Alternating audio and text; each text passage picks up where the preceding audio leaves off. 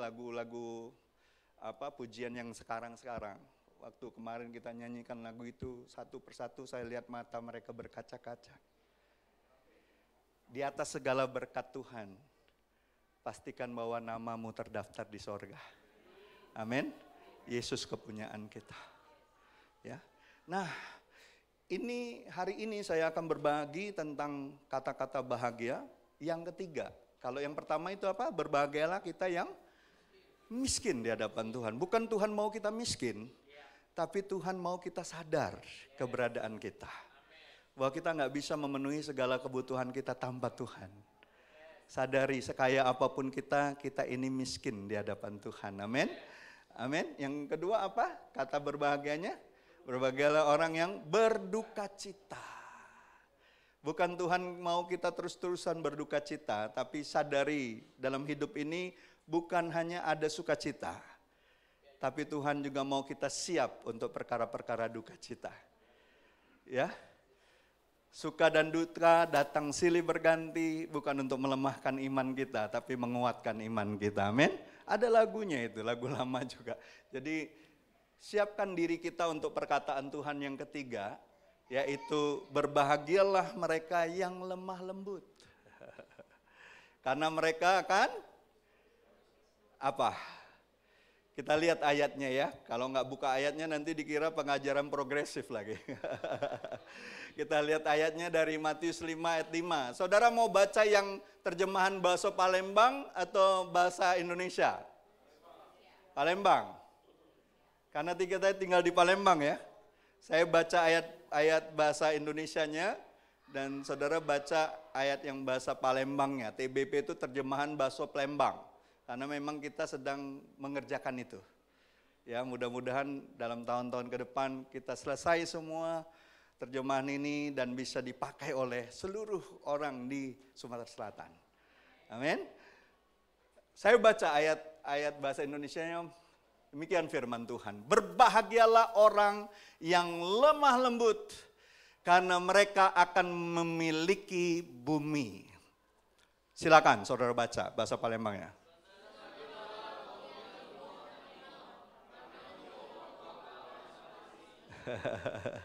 Senanglah hatilah wong yang lembut hatinya, karena dia wong bakal ngewarisi bumi.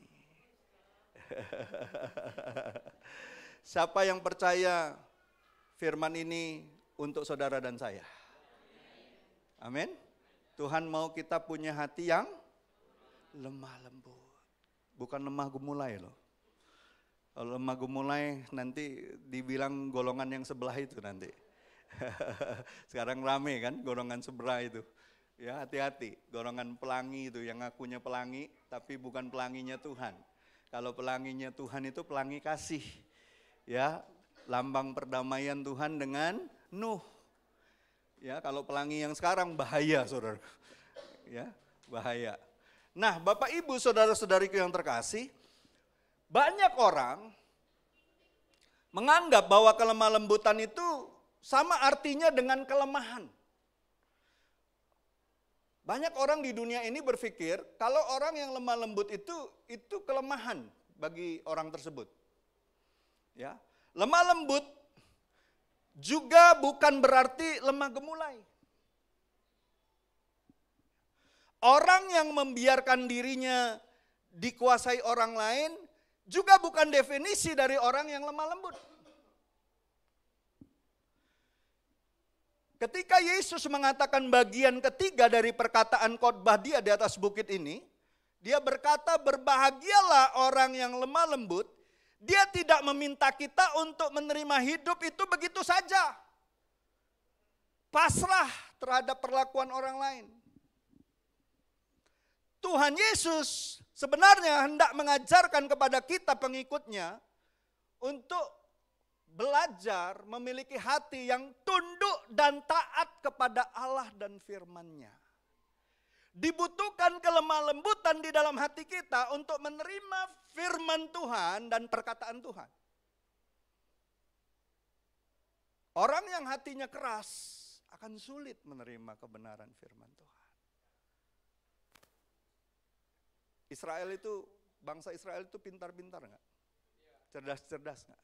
Tapi sayang kalau kita baca perjanjian lama, hati mereka bebal, keras, sulit untuk menerima firman Tuhan. Makanya sayang ya, perjalanan yang seharusnya cuma 2 minggu, dari Mesir ke Kanaan, jadi 40 tahun. Hidupnya muter-muter di masalah terus.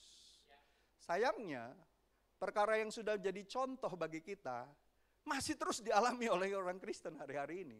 Hidupnya muter-muter aja di masalah-masalah yang sama. Masalahnya air, masalahnya makanan, masalahnya minuman, masalahnya pakaian. Sudah dikasih Tuhan pakaiannya nggak bisa rusak 40 tahun, masih juga ngeluh. Sepatu yang nggak bisa rusak 40 tahun, masih juga ngeluh. Dikasih daging setiap hari, masih juga ngeluh. Yang diingat, bawang pre di Mesir. Loba. Sedih sekali. Berkutat di situ aja masalah. Padahal Tuhan sudah sediakan tanah Kanaan yang menjadi warisan mereka. Gara-gara itu, Musa yang hatinya lembut sekalipun marah, saudara. Halo? Marah. Dan ujungnya dia tidak masuk tanah Kanaan. Hati-hati. Kalaupun kita sudah menjadi orang yang sabar, lemah lembut, jangan terseret-seret dengan persoalan orang lain. Dan ujungnya kita marah. Ujungnya kita nggak mendapat bagian kasih karunia Tuhan. Kita stuck di satu tempat dan akhirnya mati. Halo? Ya. Jadi hati-hati Bapak Ibu. Jadi saya mau mengajarkan saudara hari ini, di dunia yang berdosa ini, orang memandang bahwa orang yang lemah lembut adalah orang yang lemah dan bodoh. Orang berpikir kalau kita lemah lembut, kau dipijak engkau.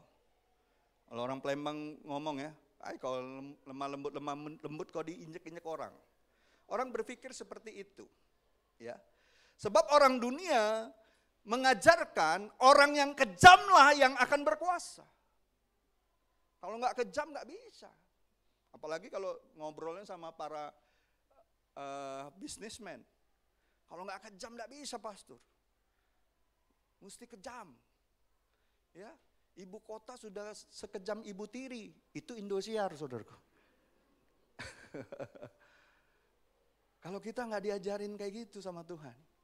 Tuhan ajarkan kita untuk menjadi orang-orang yang memiliki hati yang lemah lembut. Ya, hati yang penuh belas kasihan. Ya. Tetapi apakah benar hal ini sesuai dengan prinsip firman Tuhan? Mari kita renungkan. Saudara mau hari ini kita merenungkan firman Tuhan? Berbahagialah orang yang mendengar dan merenungkan serta melakukannya. Karena mereka akan apa? Bertindak hati-hati. Yosua 1 ayat 7-9. Ya, yang pertama orang itu akan bertindak hati-hati. Yang kedua perjalanannya akan berhasil. Dan yang ketiga hidupnya akan beruntung. Cuan kalau bahasa Tionghoanya. Ya, jadi firman Tuhan itu waktu kita terima dengan hati yang lemah lembut, dia akan membuat kita bertindak hati-hati. Bukan bertindak kejam, bertindak hati-hati. Nggak sembrono, nggak sembarangan ngambil keputusan. Ya, dan itu yang membuat kita akan berhasil dalam setiap keputusan kita. Lalu apa? Ada keberuntungan. Ya, katanya orang pinter kalah dengan wong calak, kata wong Palembang. Betul ya Pak? Kalau di Palembang ini bilang, wong pinter tuh kalah sama wong calak. Nah wong calak, wong licik kalahnya sama orang beruntung. Bilang sama sebelah-sebelahmu, kau kan di dalam Tuhan. Kalau kau dengar firman Tuhan, kau orang beruntung. Secalak apapun orang mengerjain kau tetap beruntung. Amin? Iya. Itu kebenarannya. Nah mari kita renungkan, apa itu kelemah lembutan? Apa itu kelemah lembutan? Kelemah lembutan dalam bahasa Yunani itu prautes, bukan protes. Prautes. Itu artinya rendah hati, yang pertama. Yang kedua, tidak sombong untuk menerima teguran dan pengajaran, serta dapat mengendalikan amarah. Makanya kitab Yakobus katakan apa? Hendaklah kau cepat mendengar, tapi lambat untuk marah. Dengar dulu, jangan ini ngomong, berantem. Dengar dulu. Dengar baik-baik. Ya. Yang ketiga artinya itu apabila ia marah, kalaupun marah maka kemarahannya itu tidak untuk kepentingan diri sendiri. Kita semua masih bisa marah, betul? Coba lihat orang-orang wajah orang-orang sebelahmu. Masih bisa marah, tidak tanya. Kau masih bisa marah enggak? Woi, jangan coba-coba kau. Tapi seharusnya kalau kita marah bukan untuk kepentingan kita, tapi untuk kepentingan Tuhan dan kebenarannya. Yesus pernah marah enggak? Pernah. Tapi apa untuk dia? Tidak. Nanti kita akan lihat. Ya. Jadi saudara, kita harus tahu ada makna di dalam kata protes itu. Bukan sesuatu yang berbicara hal-hal yang negatif, tapi justru positif. Ya. Orang yang lemah lembut itu mudah diajar, mudah ditegur, mudah dinasehati, rendah hati. Ingat, blessing itu dari atas ke bawah. Enggak pernah dari bawah ke atas. Yang namanya bless itu harus dari otoritas, bukan dari bawah. Ketika kita memberi kepada Tuhan, kita bukan memberkati Tuhan. Tuhan sedang mengajarkan kita untuk diberkati. Karena berkat bukan dari bawah, dari atas. Amin. Ya. Jadi orang yang lemah lembut itu orang yang rendah hati, patuh kepada kehendak Allah, tidak sombong untuk menerima teguran dan pengajaran serta dapat mengendalikan amarahnya. Ya. Nah, kalaupun dia marah bukan untuk kepentingan diri sendiri. Seringkali sifat kelemah lembutan ini dipahami sebagai sifat yang lemah dan tidak tegas. Padahal bukan seperti itu maksudnya. Kelemah lembutan bukan berarti lemah. Sekali lagi saya tegaskan. Kelemah lembutan bukan berarti lemah. Amin. Ya. Coba lihat. Ya. Kita lihat apa yang firman Tuhan katakan. Tuhan Yesus bilang apa? Di Matius 11 ayat 29.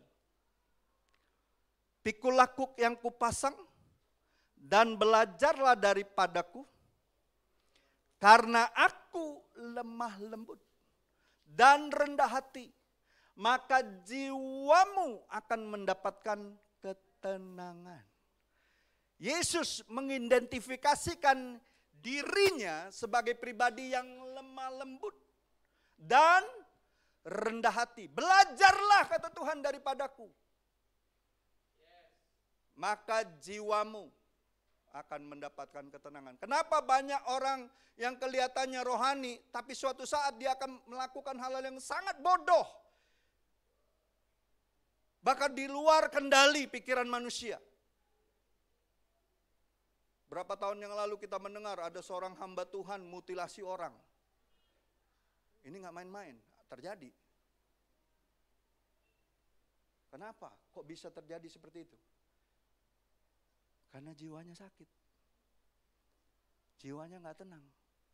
Mungkin dia bisa di depan mimbar khotbah dengan baik. Banyak orang menerima firman, tapi sebenarnya jiwanya nggak tenang. Ada hal-hal yang belum beres dari hidupnya. Makanya kita perlu setiap hari belajar dari Yesus. Ini kan ada undangan sebelumnya. Mari datanglah engkau yang letih lesu, berbadan berat. Bukan, berbeban berat.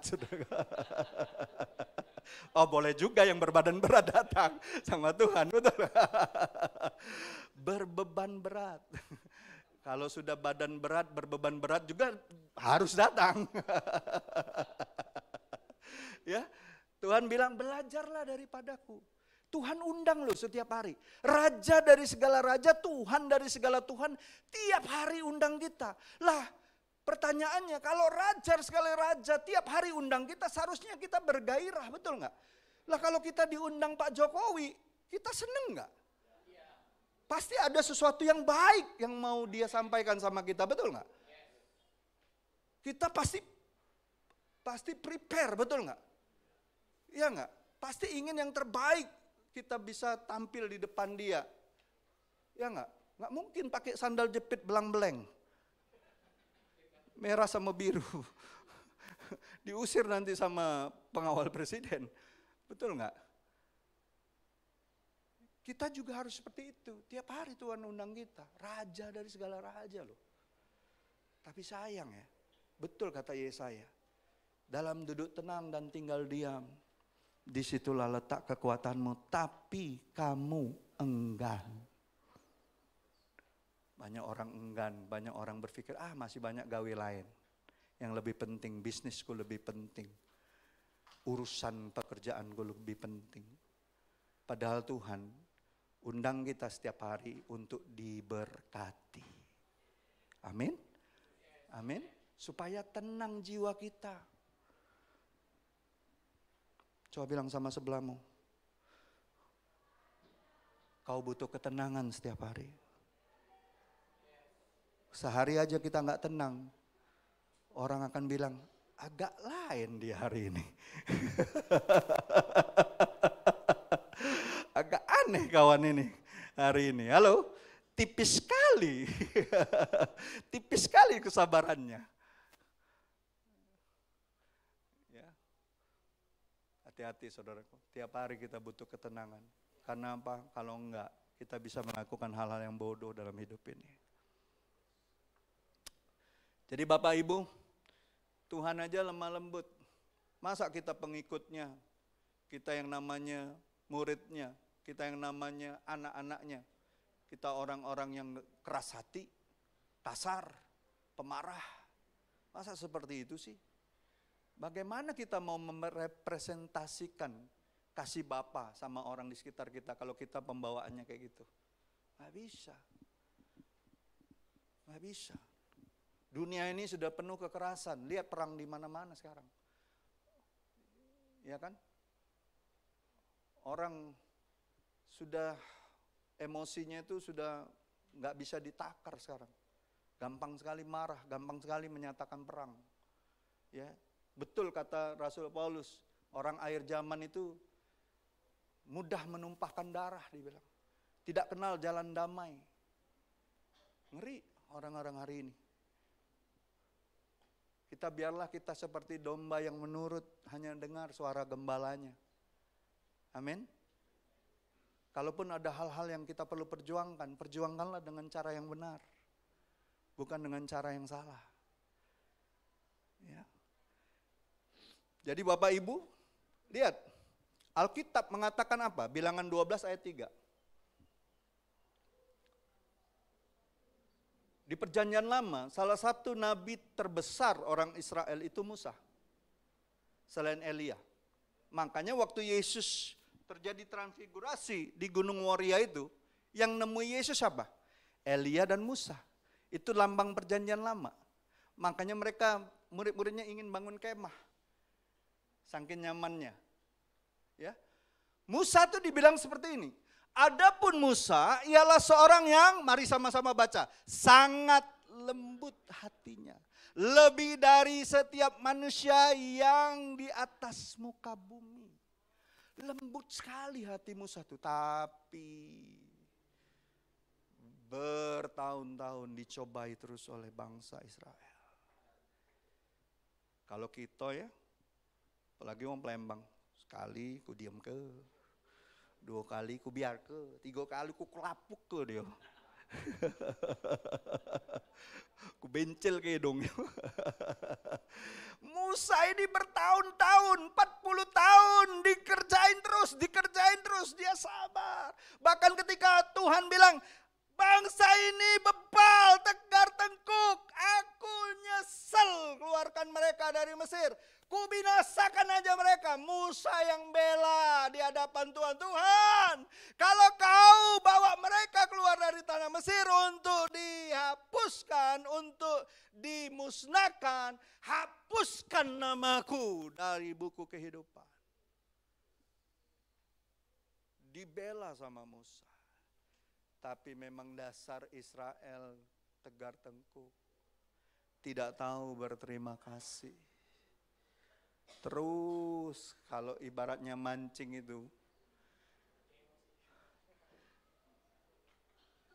lemak kalau dapat yang besar ditutuli iwak kecil-kecil itu.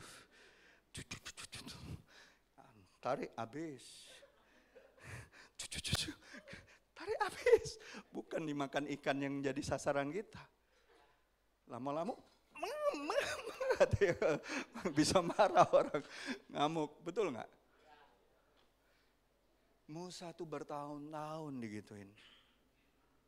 Udah dibela di hadapan Tuhan, masih aja terus.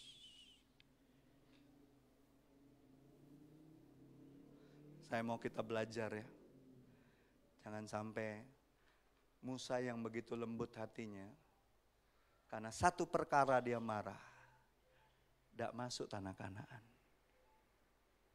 Saya berharap kita semua lebih daripada generasi orang-orang perjanjian lama. Kita orang-orang perjanjian baru, amin. Ditebus bukan dengan darah binatang. Kita ditebus oleh darah Yesus. Seharusnya kita menjadi orang-orang yang tahu berterima kasih. Tiap hari kita mengucap syukur di hadapan Tuhan. Amin. Bersyukur. Tuhan, aku bersyukur. Kalau Musa bisa kehilangan kesabaran, aku percaya Engkau enggak pernah hilang sabar sama aku. Kau tetap sabar. Kau tetap setia, Kau enggak pernah tinggalkan aku. Betul? Walaupun aku enggak setia, Kau tetap setia. Amin. Jadi yang pertama, saudara harus tahu apa itu kelemah lembutan. Dan saya mau kasih tahu, kalau Yesus lemah lembut, Musa lemah lembut, apakah Yesus dan Musa itu orang lemah? Tidak. Di mereka-mereka itu orang yang paling kuat saya rasa, yang pernah ada. Betul? Betul, kalau Musa di perjanjian lama, Yesus di perjanjian baru, mereka orang-orang yang dahsyat. Ya, mereka patut diteladani hidupnya. Amin? Bukan orang lemah. Saya orang lemah. Saudara, kita semua orang lemah, tapi karena Yesus kita dikuatkan. Amin. Bukan karena kuat gagah kita, karena Yesus. Ingat aja waktu kita naik emosi kita ya, terus kita ingat Yesus nama dia. Terus kita bayangkan salib, bagaimana dia menderita karena dosa dan pelanggaran kita. Saya percaya salib adalah kekuatan Allah yang meredakan segala kemarahan kita. Amin. Ya. Itu yang pertama. Yang kedua, mengapa Yesus mengatakan bahwa orang lemah lembut itu memiliki bumi? Itu pertanyaannya kan. Mengapa Yesus mengatakan bahwa orang yang lemah lembut akan memiliki bumi? Ini sebenarnya bahasa kiasan untuk memperlihatkan bahwa dimanapun orang yang lemah lembut itu berada, kehadirannya dapat diterima dan disambut baik oleh semua orang. Senang gak orang kalau ketemu orang yang hatinya lembut? Dia murah senyum, dia tidak gampang marah. Senang gak orang ketemu? Tapi kalau orang ketemu sama orang yang enggak murah senyum, mukanya kayak pepaya Cibinong, lurus saja. Ya, enggak ada ekspresi. Dikit-dikit kalau dilihat orang lihat dia sedikit, ngapa kau? Enggak apa-apa. Jadi kok enggak apa? Oh, berantem kalau kayak gitu. Betul enggak? Tapi kalau orang marah, orang itu cuma senyum. Kata anak muda sekarang, senyum bye-bye. Senyum ke baik. Dia murah senyum, ramah, perkataannya baik, perkataannya membangun. Seneng gak? Bisa diterima gak? Bahkan musuhnya pun langsung gak keenaan. Kenapa ya, aku kasar sama dia kok dia tetap kayak gini ya sikapnya. Itu yang kata Rasul Paulus dikatakan seperti menaruh bara api di atas kepala. Dak kelemahan dewek. Itulah cara Tuhan mengajari kita. Ya. Nah, saudara harus tahu, sebab orang yang berprinsip tegas, rendah hati, mau menerima teguran dan nasihat, rela dibimbing ke jalan orang yang benar, dalam perjanjian baru, saya kasih tahu, kelemah lembutan selalu diposisikan, ditempatkan sebagai suatu sikap untuk membimbing orang lain. Coba lihat 2 Timotius 2 ayat 25. Dikatakan ini, Rasul Paulus nasihatin Timotius dengan perkataan ini. Dan dengan lemah lembut dapat menuntun orang yang suka melawan. Sebab mungkin Tuhan memberikan kesempatan kepada mereka untuk apa? Bertobat dan memimpin mereka sehingga mereka mengenal kebenaran. Menuntun orang yang bebal, orang yang kasar, orang bahkan penjahat sekalipun, dibutuhkan namanya kelemah lembutan.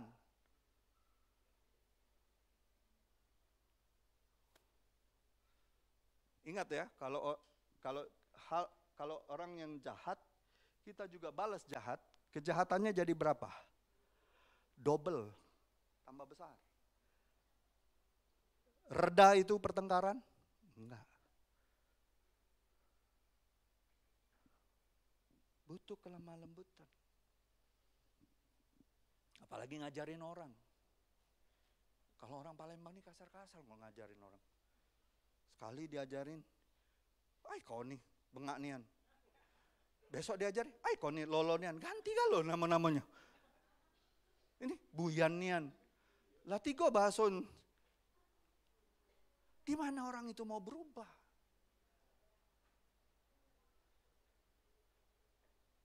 Ajarin. Gini loh caranya. Masih salah? Gak apa-apa. Habisi kuota salahmu. Suatu saat kau tahu yang benar. Saya bilang sama anak-anak saya, salah tuh gak apa-apa. Habisi kuota salahmu. Nanti kalau sudah habis, tahu yang benar. Simple tuh sama Tuhan. Tapi kalau kita bilang, engkau nih, uyan, engkau nih. Orang akan tutup kepalanya, dia akan jongkok. Memang aku tolol, aku burian, aku bengak, memang aku tidak bisa apa-apa. Selesai hidup dia. Nggak akan berkembang orang itu. Saya produk dari kayak gitu. Dulu sebelum saya kenal Tuhan. Saya sering kan kasih contoh. Mama saya tuh keras. Kasar orangnya. Orang Jawa Timur. Jawa Timur itu lebih keras sebenarnya daripada orang Batak. Oh, kalau ketemu aja ya bahasanya udah kasar kan. Ada yang depannya tidak perlu saya sebut ya kan. Kasar. Kalau orang Medan kan enggak, masih bahagia kan. Kalau orang Jawa Timur kasar ya. Awak nih, tak kira emang lah modar ya sampeannya. Ngomongnya kasar. Tapi mama saya, habis dia pukul kita, ataupun dia hajar kita, dia rangkul, dia pangku kita, diajak ngomong. Nah, bapak saya enggak. Bapak saya nggak pernah pukul, tapi kata-katanya kasar. Itu lebih menghujam ke hati. Kasar. Oh nggak bisa kita, oh kau ini bengak nian, oh kau ini bodoh nian. Belum lagi tambah kebun binatang A sampai Z. Sakitnya tuh di sini. Kita nih laki-laki digebokin, sebentar sembuh. Tapi kalau kata-kata itu lebih tajam daripada pedang, dibilang. Nusuk hati.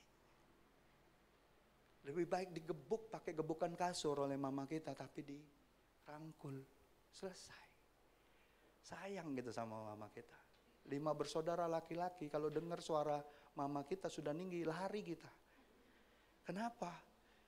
Selain dia mainnya fisik, dia juga guru judo dan 2. Kalau dia grab baju kita, selesai 5 meter mental.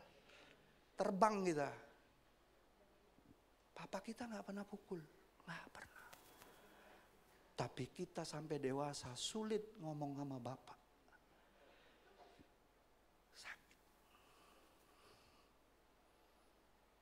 Dia nggak pernah bilang maaf. Dia nggak pernah rangkul kita. Sulit. Tapi puji Tuhan, saya ketemu Bapa yang kekal. Yesus Kristus Bapa yang kekal. Saya bisa ampuni dia, saya minta ampun sama dia. Mungkin saya banyak dendam, kemarahan. Dan kami beres hubungan. Walaupun dia sempat tinggalkan imannya, 5 hari sebelum dia meninggal, saya layani dia. Dan dia kembalikan imannya kepada Kristus. Tidak ada kebahagiaan yang lebih besar daripada melihat orang yang kita kasihi masih di dalam Tuhan sampai akhir hidupnya. Amin. Nggak bisa kita kerasin. Kita harus dengan lemah lembut ngomongnya. Amin. Lemah lembutan itu dimaksudkan untuk kita ngajari orang lain. Dan bukti bahwa kita adalah orang yang dewasa di dalam Tuhan. Bukankah kelemah lembutan bagian daripada buah roh? Galatia 5. Amin. Buah roh apa? Kasih, sukacita, damai sejahtera, kelemah lembutan, kebaikan, kemurahan. Betul nggak? Kesetiaan. Salah satu produk dari Roh Kudus itu lemah lembut. Ya. Nah, Bapak Ibu saudara-saudariku yang terkasih, coba lihat Galatia 6 perbandingannya. Saudara-saudara, kata Rasul Paulus, kalaupun seorang kedapatan melakukan suatu pelanggaran, maka kamu yang rohani, berarti apa? Kita yang dewasa, betul? Yang lebih rohani, betul? Dibilang apa? Harus memimpin orang itu ke jalan yang benar dalam roh lemah lembut. Sambil menjaga dirimu supaya kamu juga jangan kena pencobaan. Musa kena pencobaannya, makanya dia marah.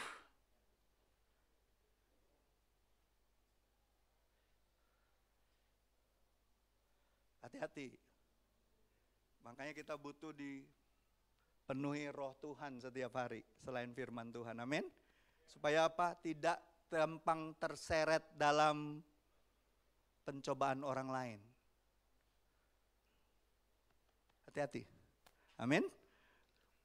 Ya. Jadi ingat ya, kelemah lembutan kalau itu bertumbuh dalam kita, itu berbicara kita semakin hari semakin dewasa di dalam Tuhan. Tujuannya untuk apa? Memimpin, menuntun orang lain yang belum kenal kebenaran ataupun masih hidup dalam dosa untuk mereka dipimpin supaya bertobat dan mengenal kebenaran. Saudara mau punya roh lemah lembut? Siapa yang mau? Saudara mau? Amin. Jangan ragu-ragu dong, angkat tangan tuh tinggi-tinggi. Setengah tiang itu lambang kematian loh. Oh iya loh. Kalau naikkan bendera setengah tiang apa? Lambang apa? Duka cita kan? Setengah tiang.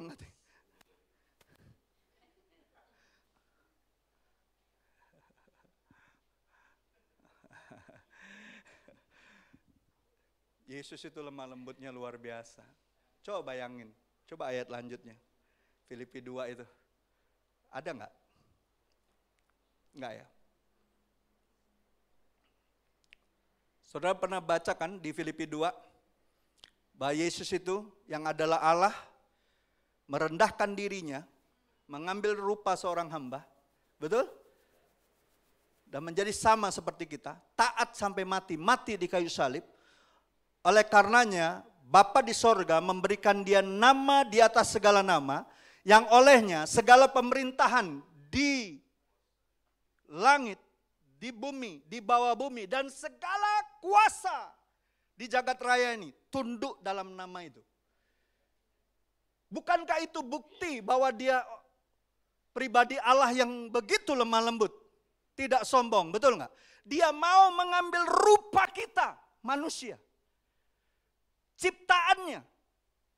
Makanya konsep ini sulit dimengerti oleh tetangga tokoh sebelah kita. Sulit inkarnasi ini. Karena apa? Karena mereka tidak memahami betapa rendah hatinya Yesus. Kalau kita jadi cacing, itu tidak begitu hina. Kenapa? Sama-sama ciptaan. Lah kalau dia pencipta jadi manusia, itu hina sekali. Makanya nggak bisa diterima konsep ini oleh toko sebelah. Nggak bisa. Ceklah toko sebelah. Udah nonton filmnya toko sebelah. Nggak bisa terima mereka. Saudara dan saya menerimanya karena iman. Amin. Karena kasih, karena kita percaya. Berbahagialah engkau. Waktu Yesus bilang sama Thomas, berbahagialah kamu. Walaupun tidak melihat, tapi percaya. Kita ini jangan jadi seperti orang-orang dunia. Nak lihat dulu baru percaya. Apa bedanya kita dengan orang dunia? Kalau kita ini percaya dulu baru melihat kuasa Tuhan. Itulah bedanya iman kita. Amin. Nah, lemah lembut ini bagian daripada kehidupan Yesus, pribadinya. Coba lihat waktu Yesus dalam peristiwa membersihkan bait Allah, tadi kan saya tanya, Yesus pernah marah nggak? Iya. Dia ngapain? Marah kan? Dia bongkar bangkir semua orang yang jualan itu, betul nggak? Dia kan memperlihatkan kan? Dia memperlihatkan keberaniannya, kemarahannya untuk mendidik. Tujuannya untuk mendidik orang banyak dan mendidik murid-muridnya bahwa setiap orang harus menghormati Allah dan menjaga kekudusan tempat ibadah. Hari-hari ini maaf, banyak tempat ibadah jadi tempat bisnis. Di YouTube lagi heboh. Seorang hamba Tuhan bisa menggelapkan uang sampai ratusan miliar uang jemaatnya untuk bisnis.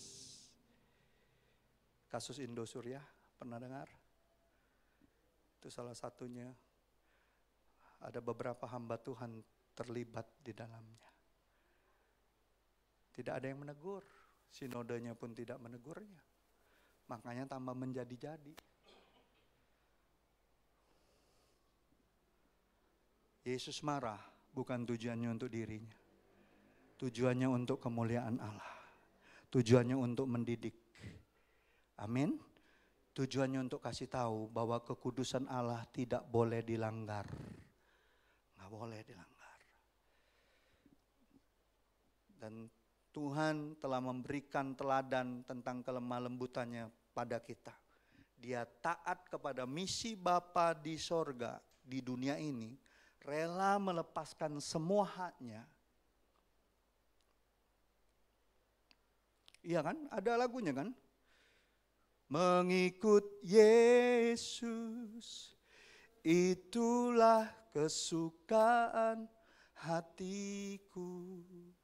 Ku lepas semua hakku untuk mengenal kehendaknya di hidupku. Kalau mau ngikut Yesus, harus sama seperti dia, rela melepaskan hak kita.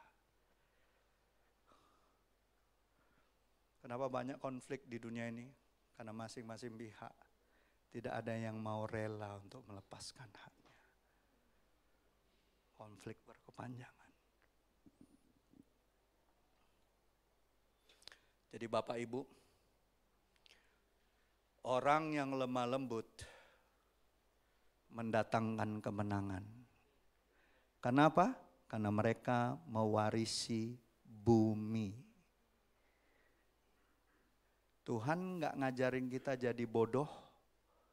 Tuhan justru mengajarkan kita untuk menjadi orang yang pintar bersikap dengan kelemah lembutan. Pintar bersikap. Amin. Bukan kebodohan itu, pintar bersikap. Kenapa? Janjinya apa? Mereka akan mewarisi bumi.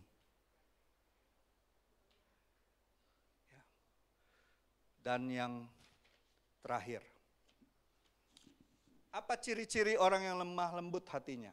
Pertama, saya cepat aja. Apa ciri-ciri? Orang tersebut hatinya mudah disentuh. Orang yang lemah lembut hatinya mudah disentuh oleh suara Tuhan. Baik waktu dia membaca firman Tuhan secara pribadi maupun waktu dia dengar khotbah. Ya. Jadi orang yang gampang disentuh hatinya oleh Tuhan melalui firman-Nya, melalui khotbah hamba-hambanya, itu tanda ciri orang yang hatinya lemah lembut. Amin. Tapi kalau dengar, maaf ya, kadang ada orang kalau dengar firman Tuhan, sering nih aku dengar firman ini, bosan. Orang seperti itu bukan orang yang lemah lembut. Dia merasa sudah tahu semua. Saya mau kasih tahu, seandainya yang berdiri di sini anak kecil sekalipun, tapi kalau dia sampaikan firman Tuhan, bagi saya, Tuhan itu membela firman-Nya bukan orangnya.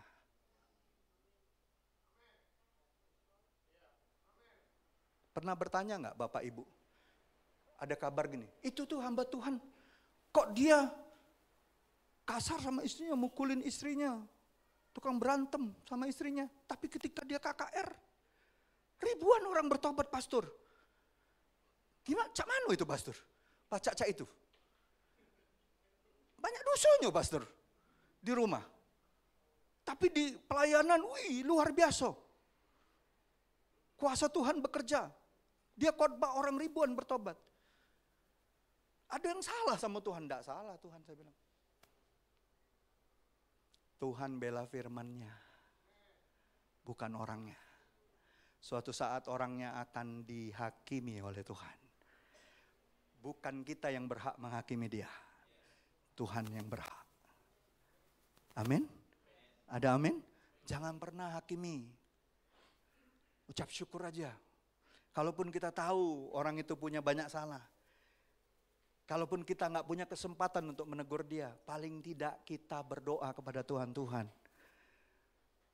jangan biarkan terus Tuhan kemunafikan terjadi di antara hamba-hambamu.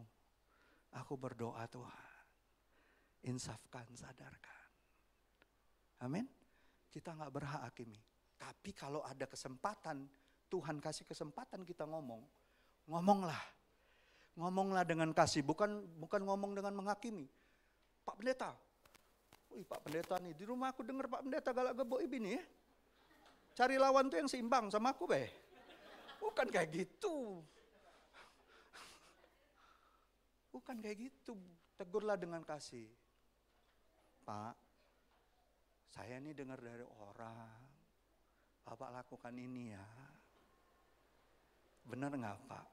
Saya nggak mau cuma dengar dari orang, saya mau dengar dari Bapak. Kalau dia hamba Tuhan yang dengar pertanyaan itu dan Tuhan menyentuh hatinya, dia akan jujur. Dan dia akan tertempelak. Karena yang negur dia bukan hamba Tuhan, tapi saudara, anak Tuhan yang mungkin orang awam, tapi dipakai Tuhan. Baca Alkitab, Tuhan bisa tegur nabinya pakai keledai. Keledai. Coba bilang sama sebelahmu, kau lebih berharga dari keledai.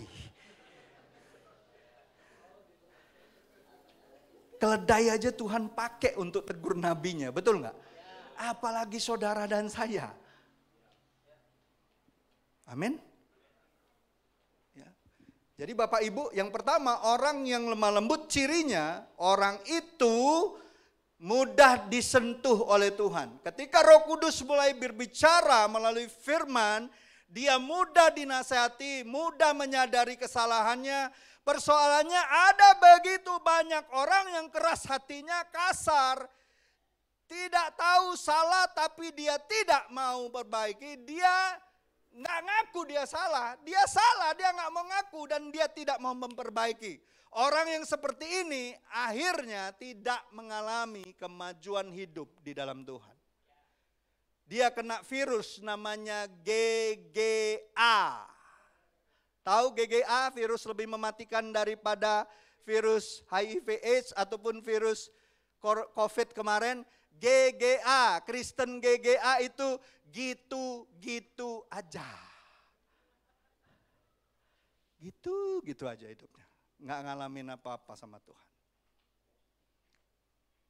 Siapa yang hatinya lembut dari murid Yesus setelah dia mengkhianati Tuhan? Petrus.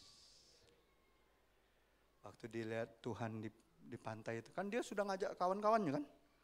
Kan sudah ngajak kawan-kawannya semua kan? Balik lagi jadi apa? Jadi nelayan. Hei, guru kita lah mati. Udahlah, payo kita mancing lagi. Nah yang kebanyakan mancing, nah itu Cak Petrus lah nak jauh-jauh itu. Jangan sering-sering ego. Payo kita mancing lagi. Mancing. Tiba-tiba Tuhan muncul kan? Muncul kan di pinggir pantai itu. Tuhan itu. Apa yang dibuat oleh Petrus? Dia buka baju, dia nyebur. Dia temu Tuhan. Tuhan cuma bilang ini, Petrus, apakah kau mengasihi aku? 3 kali Petrus menyangkal, betul? 3 kali Tuhan harus kasih pertanyaan yang sama. Karena apa? Tuhan mau redeem, mau tebus kesalahannya. Kau mengasihi aku? Jawab Petrus apa? Ya, aku mengasihimu. Dalam bahasa aslinya itu dibilang, aku mengasihimu seperti saudaraku. Filia. 2 kali ditanya, apakah kau mengasihiku? Aku, iya Tuhan kau tahu hatiku, aku mengasihimu. Masih filia. Aku mengasihimu seperti saudaraku. Tapi pas yang ketiga Tuhan tanya, apakah kau mengasihiku, Petrus? Tuhan, kau tahu keberadaanku. Aku mengasihimu dengan kasih yang dari Bapa. Agape, kasih tanpa syarat. Makanya Tuhan suruh apa? Gembalakanlah domba-dombaku. Malah dipercaya lagi sama Tuhan. Siapa yang percaya orang yang lembut hatinya akan dipercaya banyak hal oleh Tuhan. Bahkan Tuhan percayakan hal-hal yang selama ini kau pikir sudah gak mungkin lagi. Aku udah terlalu banyak salah sama Tuhan. Aku sudah terlalu banyak dosa sama Tuhan. Tapi ketika kau sadar kembali, hatimu dijamah kembali oleh perkataan Tuhan. Dan kau mengatakan, Tuhan aku mengasihimu dengan kasih yang dari Bapa. Percayalah, hal-hal yang belum pernah kau dengar, belum pernah kau pikirkan, belum pernah terbersit dalam hatimu, semuanya Tuhan sediakan untukmu. Amin, amin. Percayalah, Tuhan gak pernah berdusta. Tuhan gak pernah berdusta. Itu yang pertama. Yang kedua, orang yang mudah, orang yang lemah lembut itu cirinya orang yang mudah tersentuh ketika melihat kebutuhan orang lain. Sejak Yesus naik ke sorga, dia gak punya mata, gak punya tangan, tidak punya kaki di muka bumi ini. Kan dia sudah di sorga.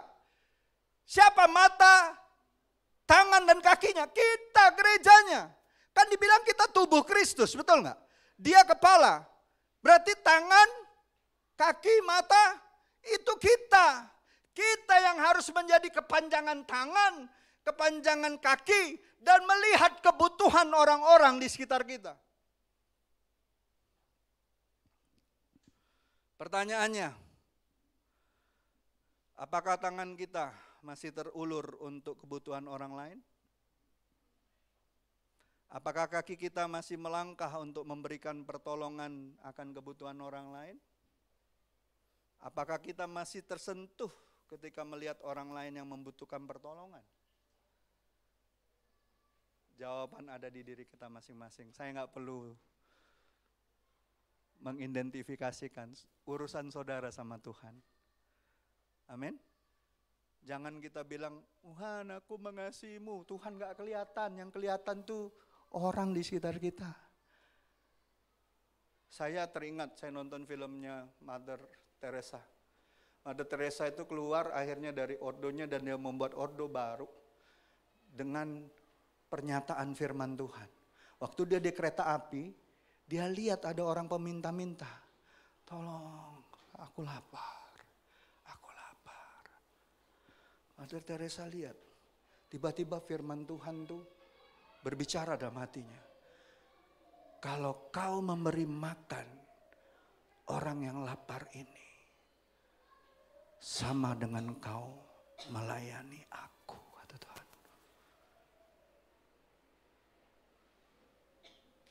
Kan orang-orang di sebelah kanan Yesus kan bilang, siapa orang-orang yang lapar itu? Siapa? Orang-orang yang paling hina yang kau kasih makan. Itu sama dengan kau melayani aku. Sama kau melihat aku. Berarti setiap hari kita lihat Tuhan gak? Pertanyaannya, setiap hari kita lihat Tuhan gak? Itu loh orang-orang yang membutuhkan itu. Sama dengan kau melayani aku. Kapan kami melayanimu Tuhan? Ketika aku di penjara. Ketika aku lapar. Ketika aku tidak berpakaian. Jadi kalau ada orang yang tanya sama saudara, bagaimana Kak, Bang, Dek, cara ngelihat Tuhan? Nah, lihat itu nah. Orang-orang yang susah, yang papa, yang miskin. Itulah wujud kita melihat Allah di dalam pelayanan kita. Tuhan kan tidak kelihatan. Kita ngomong mengasihi Tuhan yang kelihatan aja nggak kita kasih, bagaimana mungkin? Bohong itu kalau kita ngomong, Tuhan aku mengasihimu, tapi yang kelihatan nggak kita kasih. Itu kan bohong itu. Itu namanya kemunafikan kita. Justru kita melayani orang yang kelihatan, itu sama kita melayani Tuhan. Selesai. Pertanyaannya, masihkah kita punya hati yang seperti itu? Kalau masih, hatimu adalah hati yang lemah lembut. Amin, mudah tersentuh. Tapi kayak gini pastor, ada uang tuh yang ecak-ecak. Biarlah dia ecak-ecak. Urusan dia sama Tuhan, bukan sama kamu. Betul nggak? Setuju? Bapak Ibu? Biarkanlah. Suatu hari dia akan tahu, woi aku nih lang bohongi uang ini terus. Malu sendiri nanti. Yang paling penting kita jaga hati kita, jangan terseret dengan persoalan orang lain. Amin. Yang terakhir.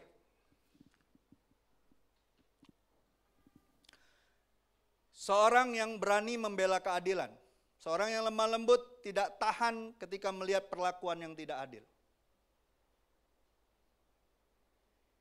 Ingat waktu Yesus, ada anak-anak kecil, orang tuanya bilang, itu tuh ada Yesus tuh, minta diberkatin. Kan anak-anak itu datang kan, terus apa yang dilakukan oleh murid-murid Yesus? Jangan diganggu guru nih. Yesus tuh merasa risih dia. Dia gak mau dianggap sebagai selebritis. Coba hamba Tuhan hari-hari ini. Kalau sudah ngetop dikit, pengawalnya banyak. Cak selebritis rohani. Yesus bilang, jangan halangi anak-anak itu. Izinkan mereka datang. Itu tandanya apa? Yesus tidak tahan melihat ketidakadilan. Jangan halangi. Mereka inilah yang empunya kerajaan Allah. Lalu apa? Ingat Bartimeus. Bartimeus yang buta. Di pinggir jalan dia ngapain? Waktu Yesus lewat, dia ngapain? Dia teriak-teriak kan? Teriak-teriak dia.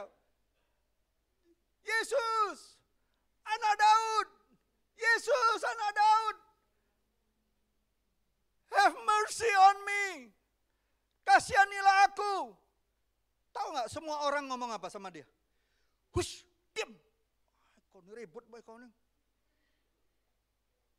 Lah buto. Pasti tidak minta sumbangan kau ini. Yesus, berhenti nggak dia teriak? Enggak. Yesus, tambah keras dia berteriak. Yesus, anak Daud, kasihanilah aku. Yesus kan lihat dia. Bawa orang itu.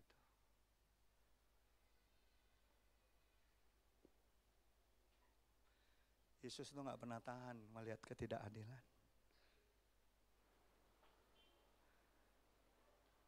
Apakah kita masih tahan melihat ketidakadilan? Kalau kita nggak tahan, berarti hati kita masih dipenuhi kelemah lembutan dari Tuhan. Amin. Jangan diam ketika ketidakadilan terjadi. Bersuaralah. Tapi bersuaralah dengan baik. Jangan dengan cara yang tidak benar, tapi cara yang baik. Ada banyak cerita. Orang kusta, betul? Orang kusta mengalami ketidakadilan kan sepanjang hidupnya, betul nggak? Kan minggu lalu saya sudah cerita kan, orang kusta kalau jalan harus ngapain? Teriak-teriak. Najis, najis. Ih, kasihan banget ya, seumur hidup dia harus ngomong kayak gitu ya. Tapi Tuhan bilang, sini, aku mau. Tuhan, kalau kau mau, kau bisa sembuhkan kami.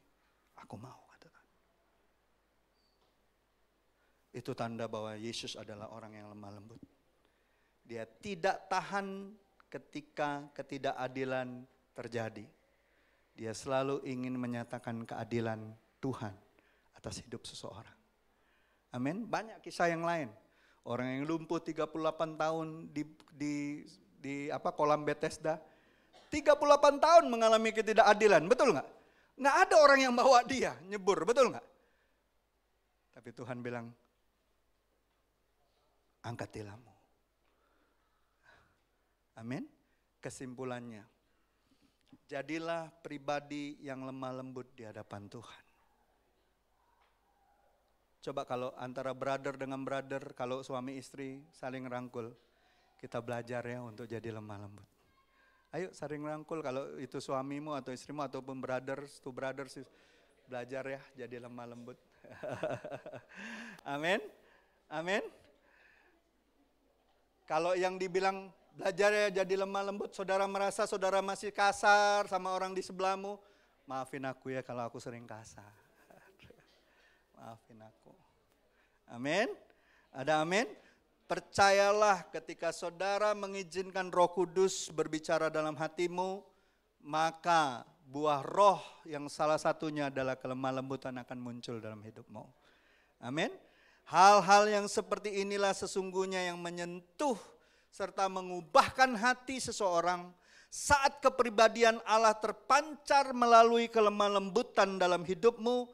Itu akan memberkati banyak orang, bahkan banyak jiwa-jiwa dapat dimenangkan Tuhan ya melalui hidupmu. Dan saya percaya kebangunan rohani, tuaian raya akan terjadi di akhir zaman. Amin. Kita ini surat Kristus yang terbuka. Betul? Kita ini dilihat orang setiap hari. Saya minta tim pujian maju ke depan.